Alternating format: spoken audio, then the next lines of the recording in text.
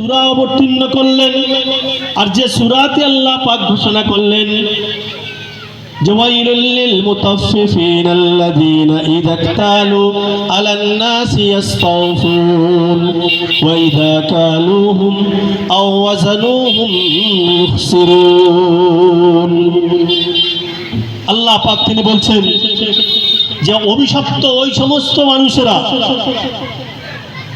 ওয়াইলুল লিল মুতাফফিফিন আল্লাযীনা ইযা ইক্তালু আলান নাসি ইস্তাওফুন, অভিশপ্ত ওই সমস্ত ব্যবসায়ীরা। কোন ব্যবসায়ীরা ভাই?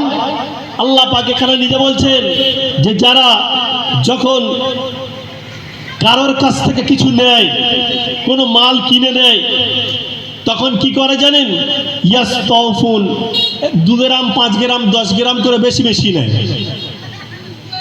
পাল্লাইতে কম দিয়ে 2 গ্রাম 5 গ্রাম 10 গ্রাম বেশি নিচ্ছে।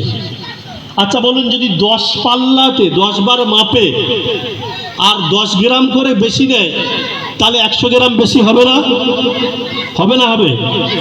ঠিক তেমনই আল্লাহ পাক বলছেন যে ওয়াইদা কালুহুম আও ওয়াজানুহুম ইখসিরুন, আর যে সময়তে তারা কাউকে মেপে দেয়, চাই সেটা কিলো দরে হোক বা লিটার দরে হোক, ইখসিরুন, তখন সর্বদাই চায় যে কিছু কমিয়ে দেব,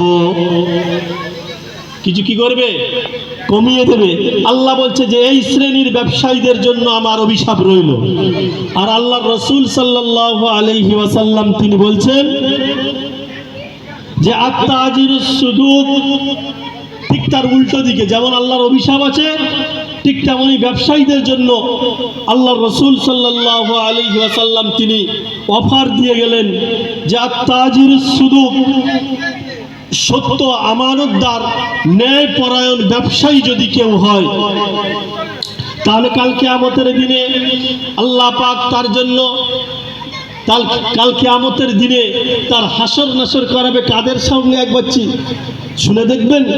আল্লাহ রাসূল সাল্লাল্লাহু আলাইহি ওয়াসাল্লাম বলছেন যে মা'আস সিদ্দিকিন ওয়ান নবিয়্যিন, নবী, সিদ্দিকিন, শুহাদা, সালিহিন যে কাতারে থাকবে, সত্যবাদী ন্যায় পরায়ণ ইমানদার ব্যবসায়ীকে আল্লাহ পাক এক কাতারে তুলবেন। বলুন সুবহানাল্লাহ। তো যে হাদিসটা আমি বলছিলাম,